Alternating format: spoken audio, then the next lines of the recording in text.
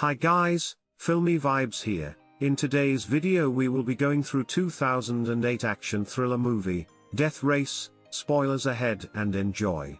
A prison in the United States holds an angry prisoner. The reason why his eyes are full of rage is because his heart is full of hate. 6 months ago Jason had a happy family, his wife beautiful and caring. Looking at the future of the newborn child is full of expectations, but just when his wife was preparing dinner, masked bandits suddenly appeared. When Jason realized that something was wrong, his wife was already dying. The cunning bandits sprayed LSD and fled the scene with great arrogance.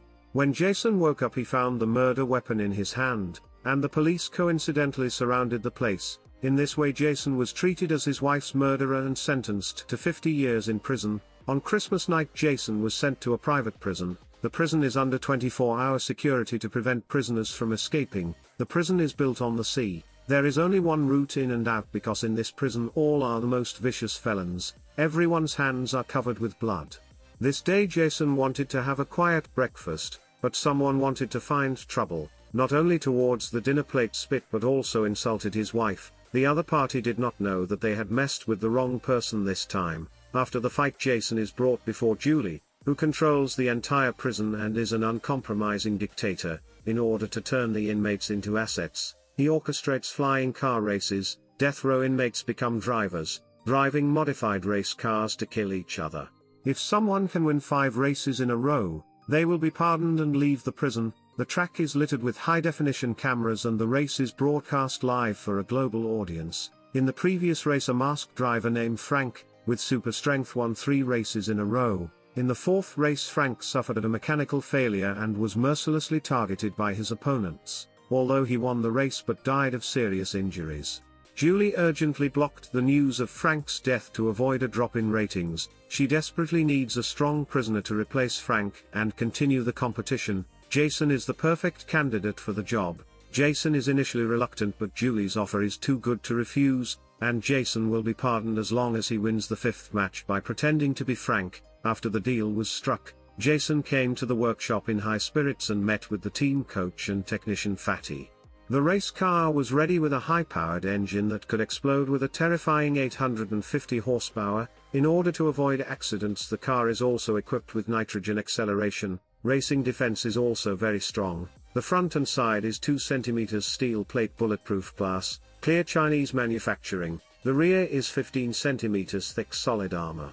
In addition to these the car is also equipped with smoke bombs and even petrol bombs and then with 2 multi-barrel Gatling machine guns. It can really be described as a very strong performance. From the coach's mouth the flying car race is divided into 3 games. The first 2 games to kill as many opponents as possible, to ensure that they pass the finish line can be, who can win the 3rd game to be considered the real champion. Jason's main opponents are 5 people, Chinese American Green, Jim, former professional racing driver Colt and Jake, Julie. In order to live earnings, each race will be from the women's prison. The selection of hot beautiful inmates to act as a racer's navigator. Jason's navigator Keith is even more powerful and has helped Frank many times to save the day. Facing Keith Jason didn't want to hide his identity and took the initiative to remove his mask to start the race. As the lights began to flash, the participants looked excited.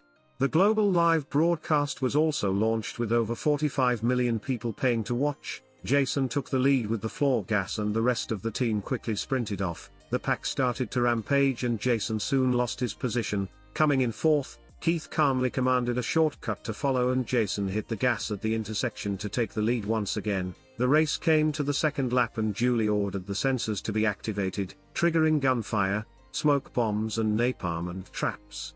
Jason lacked experience in his first race and failed to activate the weapons and was caught by the enemy behind the car, firing wildly with Gatling machine guns. But the driver's skills were really poor and in turn was found to be broken by Green, who was excited at this point. He was looking at Colt in front of him, who didn't want to be killed and rushed to escape from the steel spikes to launch a counterattack. Green was unable to dodge the instant flat tire. The car lost control and began to roll. 14K saw the right time to send a missile. The car was blown away and crashed straight to the ground. Green climbed out of the car and started to spit out the fragrance towards the camera, but the next second he was smashed into pieces. The last lap of the race, Jake equipped with a giant Gatling, The power is really amazing coupled with Colt's stalking. Jason's armor was in tatters. Jason asked Keith to unload the petrol bomb, using the passenger's ejector seat, and popped the petrol bomb high up.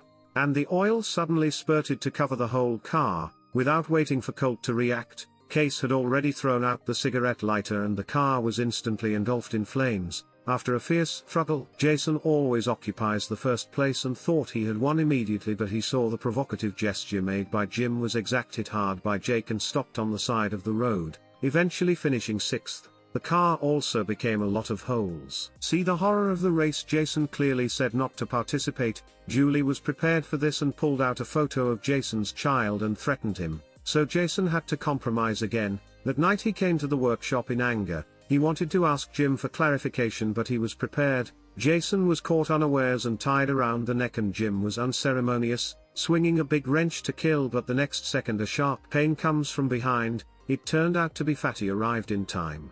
While the other party tormented Fatty, Jason picked up the steel block and began to counterattack. Jim, where is Jason's opponent, can only explain the truth of the murder of his wife. The company's main business is to provide a wide range of products and services to the market. Unfortunately, the prison guard suddenly appeared and electrocuted Jason to save Jim. The second race was held as scheduled, when everyone rushed out of the starting point.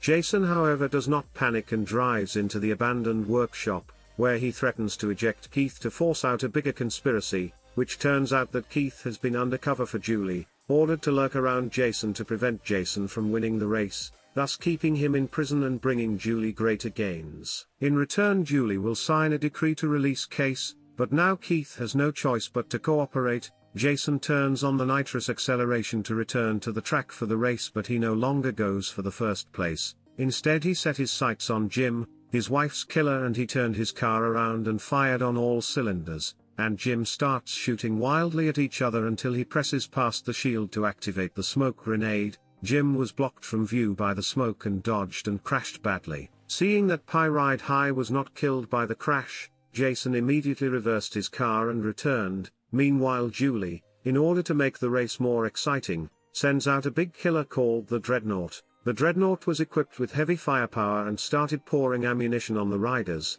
A time of flames everywhere explosion. 2 drivers died under the shell. More exaggerated is the Dreadnought is also equipped with replenishment device, once the tires were punctured. There was no way to escape, and in the face of the bowl thick cannon, the 14K could only die of hatred. The 2 of them are forced to overtake the car and press through the skeleton to activate the trap. In reality, they are ready to kill Jason. It is convenient to plant a bomb on Jason's racing car. Later that night, Jason reaches out to Jake with a super daring plan. The third race soon arrives and Julie is bottomless, so to speak, to stop Jason from winning. She controls the sensor system, and allocates all the resources to Jake. With so much equipment, Jake pours crazy fire on Jason and sees the tail armor to be pierced. Jason took the risk to remove the shield, but Jake's extreme reaction to avoid the impact. Followed by Jake fired a series of rockets. The target is not Jason's car but the prison wall to blow up the gap. The 2 began to break out of prison one after the other. In reality, Jason and Jake have been acting in order to paralyze Julie. Julie is furious to detonate the explosives, but never thought that the bomb had long been defused by the coach. Jason threw down the spare fuel tank and stopped the large number of pursuing police cars on the bridge. The helicopter in the sky but followed closely. Jason took the initiative to cover Jake, lured the helicopter to the pier, jumped off the car in the night. It turns out that Keith has already got a release order and will be safe and sound even if he is caught. With Keith's help, Jason and Jake managed to rendezvous, running away by train. On the other hand, Julie learned 6 months later, Jason and Jake showed up in Mexico and had opened an auto repair shop. Keith also drove there shortly after, and Jason not only got his kid back but also gained a friend and a new love. The movie ends here. Subscribe for more videos like this, hit a like to support the channel. Thank you.